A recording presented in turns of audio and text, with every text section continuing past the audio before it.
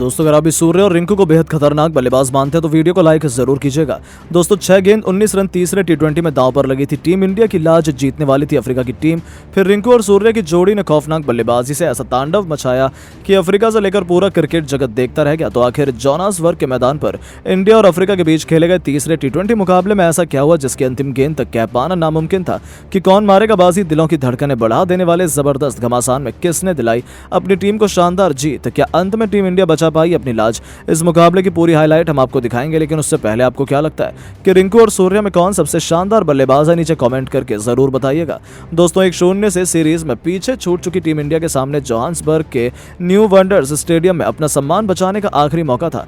तीसरी टी20 मुकाबले में टीम इंडिया को किसी भी कीमत पर जीत चाहिए थी। इस महामुकाबले में जब सिक्का उछाला तो किस्मत चमकी कप्तान सूर्य की। उन्होंने टॉस जीतकर मेजबानों के पहले बल्लेबाजी करने का न्योता दिया था।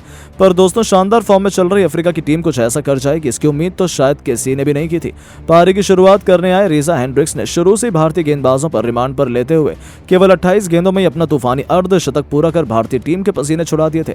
हालांकि राहत की बात यह थी कि दूसरी तरफ से अर्शदीप सिंह की आंधी ने अफ्रीका के टॉप ऑर्डर को तहस नहस कर दिया था। मुकेश के साथ मिलकर अर्शदीप ने एक के बाद एक लगातार 3 विकेट चटकाकर अफ्रीका की कमर तोड़ दी थी। एक समय तो ऐसा लगा था कि वो 150 रनों तक भी नहीं पहुंच पाएंगे, लेकिन उनके लिए मुश्किल की घड़ी में संकट मोचन बने उनकी टीम के सबसे बड़े खिलाड़ी और कप्तान एडन मार्करम। इस खिलाड़ी ने अपनी टीम को संभालने की जिम्मेदारी अपने कंधों पर उठाई और टीम इंडिया के गेंदबाजों की धज्जियां उड़ानी शुरू कर दी। अर्शदीप, मुकेश से लेकर कुलदीप सभी की जमकर पिटाई करते हुए मार्करम ने भी केवल 32 गेंदों पर अपना अर्धशतक पूरा किया। उसके बाद भी इस खिलाड़ी ने रुकना जरूरी नहीं समझा। दूसरी तरफ से उन्हें किसी का साथ नहीं मिला, लेकिन अंत तक नाबाद रहते हुए उन्होंने 44 गेंदों पर 78 रनों की तूफानी पारी खेली, जिसमें 8 खौफनाक छक्के शुमार थे। इसके दम पर उन्होंने अफ्रीका की पारी को 20 ओवरों में 213 रनों तक पहुंचा दिया था। भारत के लिए सर्वाधिक विकेट अर्शदीप ने हासिल किए। उन्होंने 4 बल्लेबाजों का शिकार किया। अब भारतीय टीम के स्टार बल्लेबाजों पर इस लक्ष्य को जल्द से जल्द हासिल कर अपनी टीम को जीत दिलाने की अहम जिम्मेदारी थी। इन इरादों को सच करने के लिए रनों की ताबड़तोड़ बरसात करने शुभमन गिल के साथ यशस्वी जायसवाल की जोड़ी मैदान में उतरी और पिछले मैच का गुस्सा अफ्रीकी गेंदबाजों पर उतारना शुरू कर दिया। आपको बता दें कि जहां एक तरफ यशस्वी ने आती पहली गेंद पर तूफानी छक्का बटोरकर अपना खाता खोला था, तो गिल ने भी शानदार कवर ड्राइव चौका चढ़कर अपनी पारी की शुरुआत की थी। इन दोनों का बल्ला पावर प्ले में जमकर गरजा। 6 ओवरों का बखूबी फायदा उठाते हुए उन्होंने अपनी टीम को 70 रनों तक पहुंचा दिया था। जीत की नींव बिछा दी गई थी।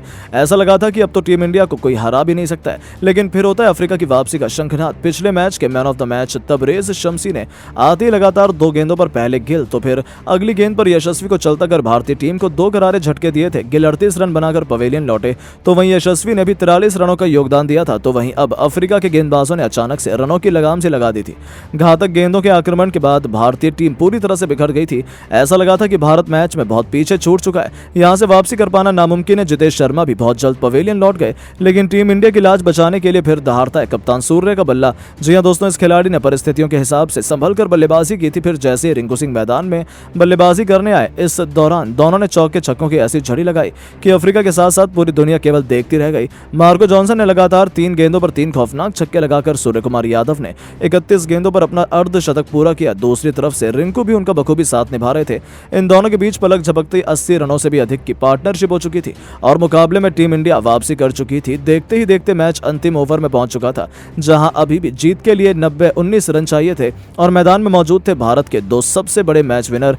दोस्तों अफ्रीका की तरफ से अंतिम ओवर लेकर आए थे मार्को जॉनसन। पहली गेंद पर रिंकू 2 रन ले पाए, लेकिन दूसरी गेंद पर उन्होंने चौका जड़ दिया, लेकिन तीसरी गेंद पर जॉनसन ने उन्हें केवल सिंगल लेने दिया। पहले 3 गेंद पर 7 रन बन चुके थे। अब अंतिम 3 गेंदों पर जीत के लिए 12 रनों की दरकार थी। अब स्ट्राइक पर थे दुनिया के नंबर 1 टी20 बल्लेबाज सूर्या।